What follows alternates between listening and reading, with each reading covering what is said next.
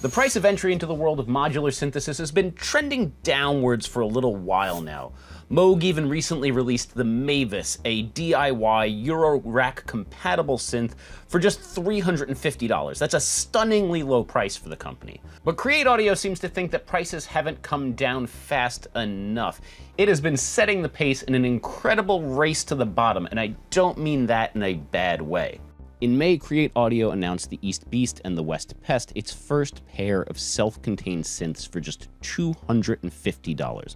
They're some of the cheapest analog semi-modular synths that I'm aware of, save for the Korg Vocal Modular, which is sort of a weird dead end on the synth family tree. Now, unsurprisingly, the East Beast and West Pest have a lot in common. The basic chassis are the same. Both have a 20-point patch bay, a 32-step sequencer, an arpeggiator, a 1-octave keyboard, an LFO, a digital multi-mod tool. Even the core oscillator is very similar, with the West Pest having most of the same waved shapes, but a slightly buzzier tone.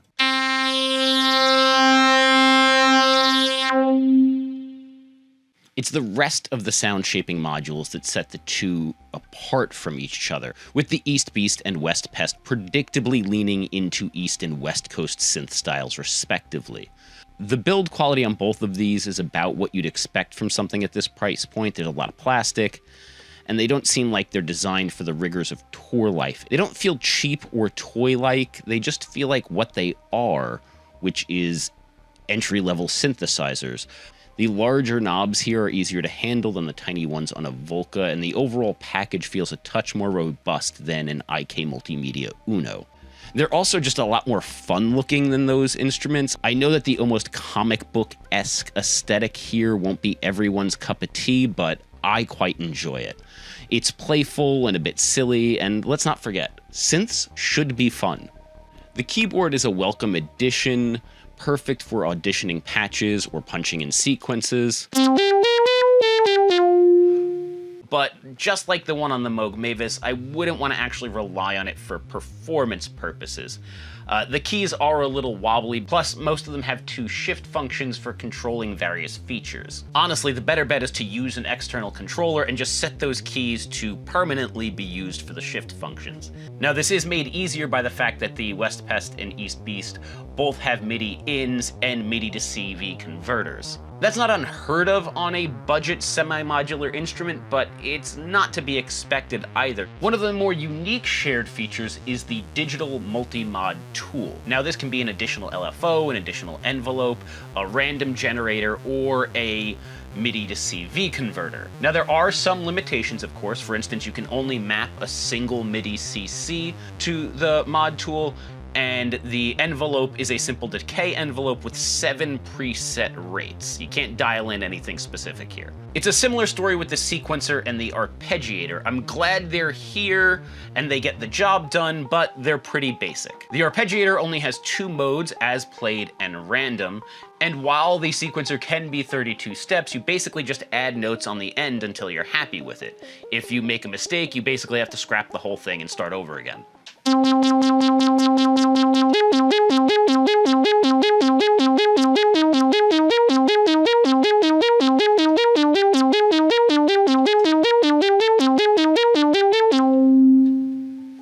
While dialing in basic sounds and patches is pretty straightforward, there are a lot of features hidden behind those shift functions, and navigating them isn't always intuitive. Obviously, I'm not expecting a giant display with detailed graphics on a $250 synth, but the built-in 4-bit display, these 4 LEDs here, can feel a bit arcane at times. I've had both for well over a month now, and I still have to refer to the manual to remember that the first 2 LEDs mean that I'm dividing the clock by 2 for the LFO, or that the first, third, and fourth lights mean I've set the swing to 64%. Now, this is obviously not a deal breaker by any means, but if you're the type of person who proudly refuses to read manuals, you might feel a little bit frustrated at times. Let's dig into the individual instruments a little bit now, and start with the one that might be considered the more normal of the two. The East Beast is probably what most people envision when they think about a synthesizer. A big, thick, rich oscillator, a filter to shave off harmonics, and an envelope to control its volume.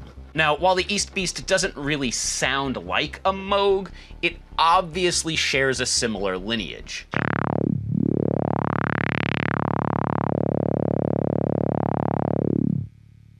The multi-mode filter and the oscillator are straight from boutique synth maker's Pittsburgh Modular, which gives this thing quite a lot of street cred right off the bat. The oscillator has sine, triangle, saw, and square waves. There's pulse width modulation on the square. You can combine multiple waves to create thicker, more unique sounds, and it can even function as a noise source. This oscillator is something that Pittsburgh Modular has been perfecting for about 10 years now, and it does sound absolutely massive.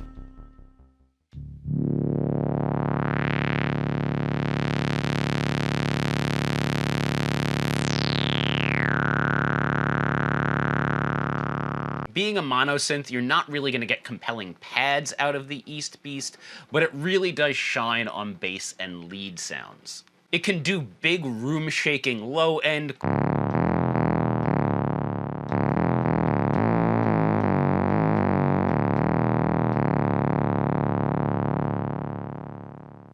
thick, creamy leads.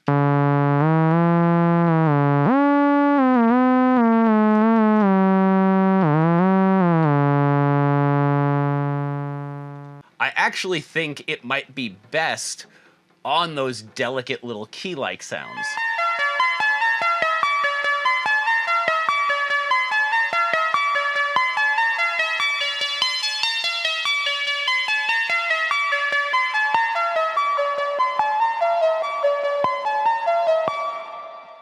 The filter is probably the star of the show, by the way. It's variable state, going from low pass to high pass to band pass, and you can even combine those in interesting ways. One of the most obvious being if you combine a low pass and a high pass, you basically get a notch filter. It does acid bass lines, it does nasally reedy sounds, and there's a big reason why the filter cutoff knob here is about 4 times larger than the size of any other controls on the front panel, and that's because it's probably the single most powerful tool here for shaping your sound. Create Audio and Pittsburgh Modular like to brag that this unique filter has no dead spots and that it's really just one large sweet spot, and you know what?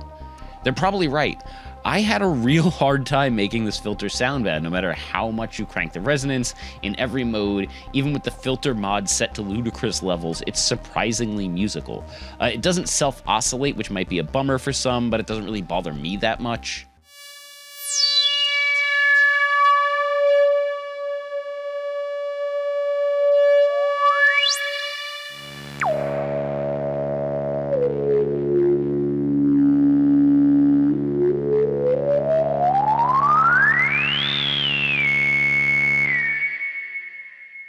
Now, the West Pest is a little bit like the East Beast's hippie cousin. It's a little bit strange, it has to do everything just a little bit differently, but it's no less compelling. It has many of the same features and a very similar oscillator, but it trades the variable state filter and ADSR envelope for a low-pass gate and adds a wave folder.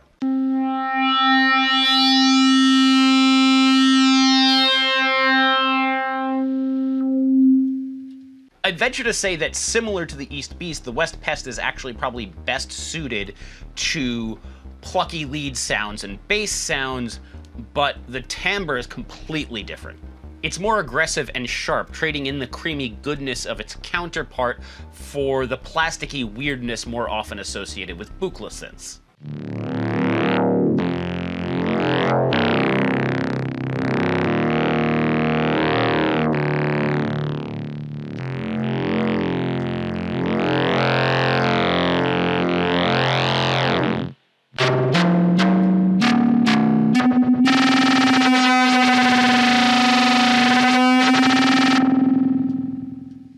Because it travels in less familiar territory, it might feel a little bit harder to work into arrangement, but I actually think it's more satisfying as a solo instrument than the East Beast. Both synths have robust randomization features, including the ability to randomly cycle through waveforms and generative sequencing features, but those feel much more at home on the West Pest.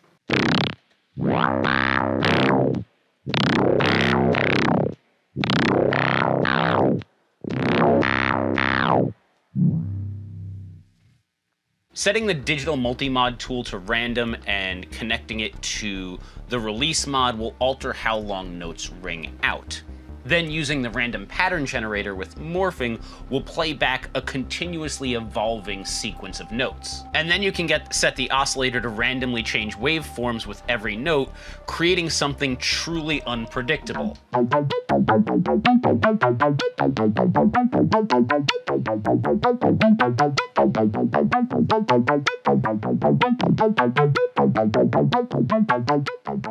The one thing I will say is that the West Pest does need a little external help to really shine, more so than the East Beast. Its rubbery bass sounds are perfectly usable on their own, but once you start getting into the higher frequencies, reverb and delay become a must. Thankfully, the 20-point patch bay makes it incredibly easy to integrate into a larger Eurorack or compatible setup, whether these are your gateway drug to that world or just the latest symptom of your incurable gas. I would probably say, though, that the patch bay is where you make the most trade-offs here. While yes, there are 20 patch points, 4 of them are dedicated to MIDI functions and 1 of them is audio out, which means you have 15 points for internal patching. Now, the fact that these act as MIDI to CV interfaces is extremely useful, and it makes it easier to control other gear that might not be MIDI compatible. But it does eat into your options for onboard sound design. It would be great to have access to the LFO rate or the resonance on the patch bay, for example. Create Audio crams a lot of versatility into the patch bay through its digital multi-mod tool, but as we discussed, it has its limitations. There's enough power here to get you exploring the basics of patch design right away, but pretty soon you'll probably start wishing for a few more ins and outs. The East Beast and West Pest are undeniably impressive values. At this price point, there's simply nothing like them on the market. They're usable and musical semi-modular synths with unique and compelling features. What's more, they're easy to integrate with other modular gear, and you can even take them out of their cases and mount them into a larger Eurorack setup. They're near ideal choices for somebody looking to learn synthesis. But that's different from saying that they're an ideal first synth, full stop. If you're just looking to pull up some great sounding presets and get on with your day, these are not for you. Create Audio's instruments demand exploration and experimentation, and if you want to recall a patch, you're going to have to take copious notes. However, if you've ever watched a YouTube video of somebody's massive Eurorack rig with unbridled jealousy, these are not a bad place to start your journey. Thanks for watching, and for more of the latest tech news, reviews, and the occasional synth demo or guitar pedal freakout, make sure to stay tuned to Engadget.